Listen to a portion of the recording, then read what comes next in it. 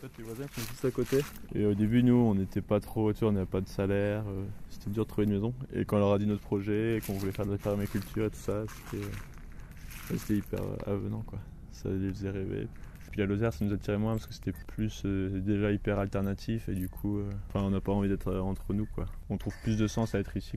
Quand on a fait le festival l'année dernière pour rencontrer du monde et se faire connaître, pour nous aider à trouver des terres, les gens, ils étaient hyper admiratifs alors qu'on n'avait encore rien fait.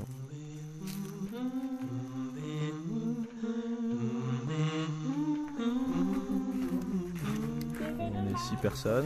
Personne vient du milieu agricole. L'idée, c'était de créer une activité collective où à la fois on voulait respecter notre environnement et à la fois respecter l'humain.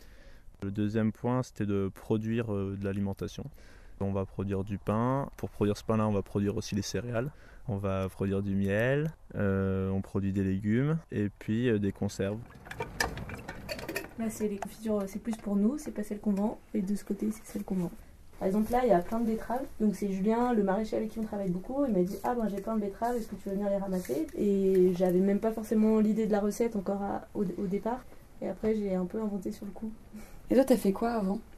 Un master à Sciences Po Grenoble dans les directions de projets culturels. Je me suis rendu compte que déjà, j'avais pas trop envie de travailler dans un bureau, j'avais pas envie de cautionner plein de choses du fonctionnement actuel au niveau des institutions. Et je trouvais que c'était plus intéressant d'essayer de mettre en pratique un peu des choses que j'avais envie d'expérimenter et que je trouvais qu'il y avait plus de sens. Les trucs qu'on porte le plus, c'est vraiment le côté respecter la terre et reimaginer un système d'organisation. On partage notre maison, on partage nos voitures, on partage pas mal de temps ensemble. Et aussi, on a fait le choix depuis un an là, de mutualiser notre argent. Tous nos revenus, on les met ensemble et ça permet à ceux qui ont des plus gros revenus ou qui ont du chômage de le partager avec ceux qui n'en ont pas. Et du coup, ceux qui n'en ont pas, ils ne sont pas obligés d'aller travailler et ils peuvent garder du temps pour faire avancer le projet ou pour se former.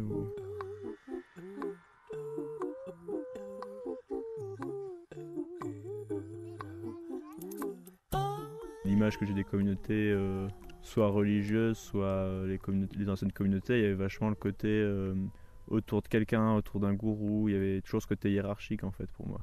Ils ont un esprit communautaire, c'est souvent fermé, c'est-à-dire qu'il y a une limite et je pense qu'on veut aller à l'encontre de ça. On n'a pas envie de se mettre derrière quelqu'un et on essaye vraiment d'abolir la hiérarchie en réinventant des façons de fonctionner et de s'organiser, quoi. Pour nous, c'est vraiment jamais informel, quoi. Si on s'organise, c'est un moment où on décide, on s'organise et ce qu'on dit, on l'acte ou on l'acte pas.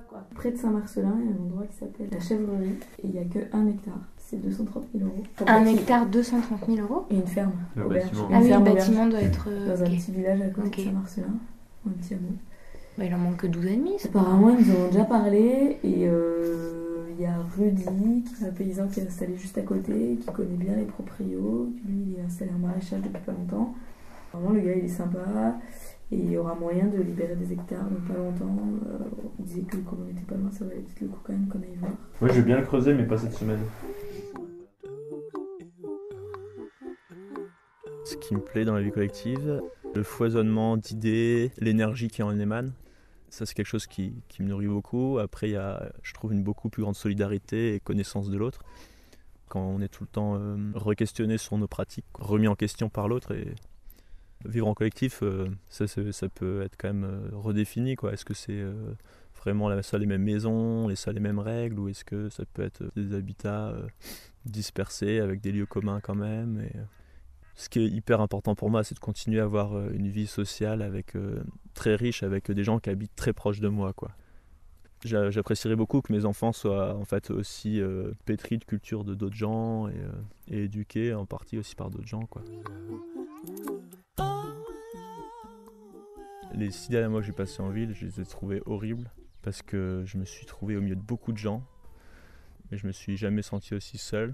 Tu peux être seul dans ton appartement, la densité de population a beau être énorme. Pour toi, il peut se passer n'importe quoi, personne n'est au courant, quoi. Depuis le lycée, j'ai toujours cultivé une grande frustration contre notre société et contre ce que je vivais. Je parlais, j'essayais de convaincre les gens qu'il fallait devenir écolo. J'expliquais aux gens qui rentraient du travail qu'il fallait prendre leur vélo alors qu'ils traversaient la ville, qu'ils devaient aller chercher leurs gosses. Et je me rendais compte que c'est pas avec un drapeau et en essayant de convaincre les gens que que ça les touchait finalement. J'avais plus envie de faire moi-même les choses, quoi. Du coup, je m'étais un peu plus orienté dans ma tête. Je me disais, je vais faire de l'humanitaire, on va aller aider en Afrique et tout ça. Et ce mythe, il est vachement tombé quand j'ai fait mon premier projet de solidarité internationale, où je me suis rendu compte que ici aussi, c'est un mal développement finalement. C'était où j'habitais qu'il fallait que j'agisse, quoi, et que c'était là que j'étais le plus efficace. Si tu changes ta façon de te nourrir, tu peux plus facilement t'extraire de ce système-là, en fait. Quand je vais pas au supermarché, c'est complètement politique. J'ai l'impression que notre projet il est complètement politique, mais je suis pas du tout les informations, je sais pas du tout qui est au gouvernement, je connais aucun ministre et en fait ces gens-là, j'ai plus envie de leur accorder de crédibilité et de m'intéresser à eux. C'est plus quelque chose de notre époque en fait. Pour moi, la décroissance, c'est tous ceux qui consomment le plus commencer à consommer moins pour arriver à des objectifs, que ceux qui ont moins puissent vivre avec plus de confort, quoi, et partager déjà ce qu'on a avec plus de gens. Et en plus qu'on consomme moins parce que la planète, elle ne pourra pas nous donner autant de pétrole par an pendant encore 100 ans. Elle ne pourra pas supporter de nous donner autant d'uranium pendant des temps d'années. Et c'était une super réponse pour moi à mes questionnements parce que ça touchait toutes les parties de la société et de l'humain et ça pouvait remettre vraiment complètement notre société en question. Aujourd'hui, ce réseau il est très existant, nous on utilise souvent ce mot-là et on a l'impression de faire partie d'un groupe. Chaque jour il grandit et j'ai pas l'impression de faire partie d'un groupuscule ou j'ai pas envie de ça. Et je vois pas ça en fait. Il y a beaucoup d'agriculteurs qui changent leur façon de faire. Il y a aussi de plus en plus d'écoles alternatives, il y a de plus en plus de coopératives, de plus en plus d'éco-villages, il y a de plus en plus de gens qui décident de faire les choses et de ne pas attendre qu'on leur demande ou qu'on leur autorise, quoi. On est vraiment à une transition et aujourd'hui, je crois qu'on se repositionne en fait, et à plein de niveaux, quoi. On pourra, quand on regardera dans le passé, il y aura eu avant et puis après, quoi.